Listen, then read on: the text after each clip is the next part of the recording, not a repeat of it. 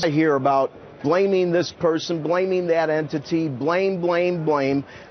If I look at the first administration of President Barack Obama, there was a lot of inheriting of debt, inheriting of the worst crisis since the Depression.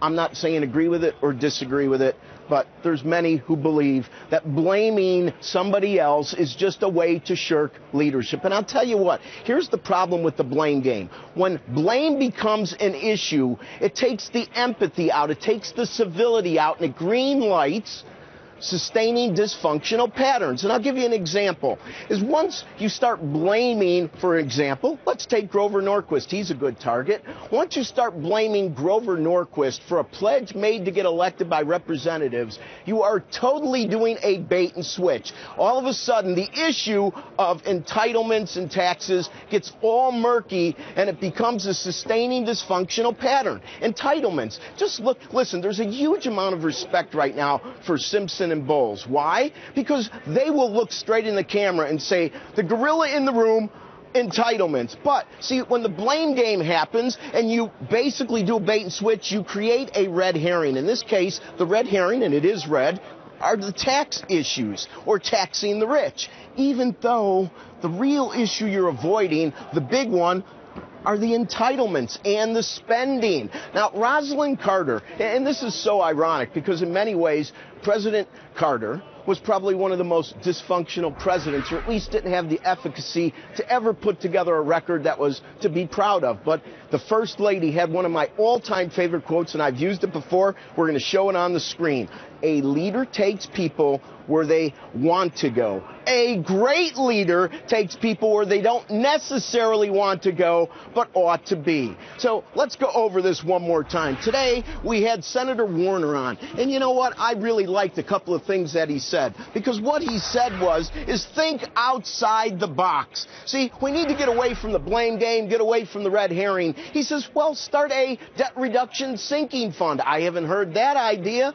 There are many ideas, but the point is that the president has a legacy to protect, okay? And many people, including, we had Jim Bianco on last week, and we were talking about where the leverage is, and it's unfortunate politics is about leverage. But what I said is, I think the leverage is misplaced when they want to blame the House of Representatives. The blame game, sustaining dysfunctional patterns, entitlement, spending, civility out the window. So what we need to really do is have the president come down and do something very comprehensive. I'll tell you what, if I signed that Grover Norquist pledge and we were given a $4 or $5 to 1 debt reduction deal, I might break my promise. Okay? Because if you break your promise and history shows that you did it for reasons that promoted solutions, you'll go from being vilified to being a patriot. But blaming other people, dog ate your homework, that's never going to create a legacy for this president, because in 20 years, they're not going to remember the nuances. What they're going to remember is President Barack Obama.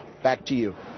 Rick, let me just pick up a point that you made earlier where you suggested that the discussion about marginal tax rates or taxes on the rich was a red herring in debt reduction.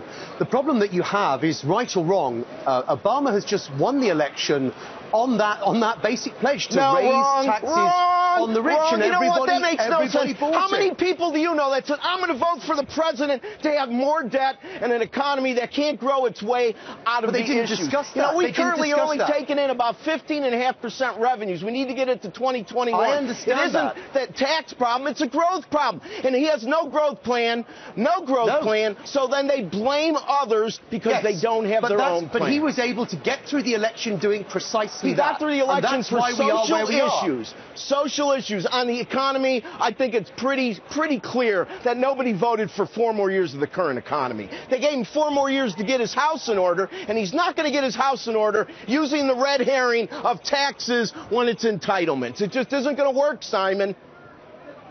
I get it. I'm just pointing out that's how he won the election. Let's take jobless claims. I get it. Over the last 3 days, jobless claims to sustain that and renew it again, which I think is a bad idea. That's $30 to $35 billion a year. I heard many Democrats say, oh, that's just a small amount. Why shouldn't we do that?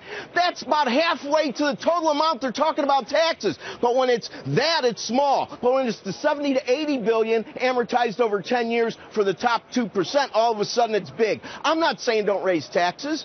If I sign the pledge, I do it for good reasons. I haven't seen a good reason. I haven't seen a plan that promotes the big guy in the room. See you in the next hour, Rick.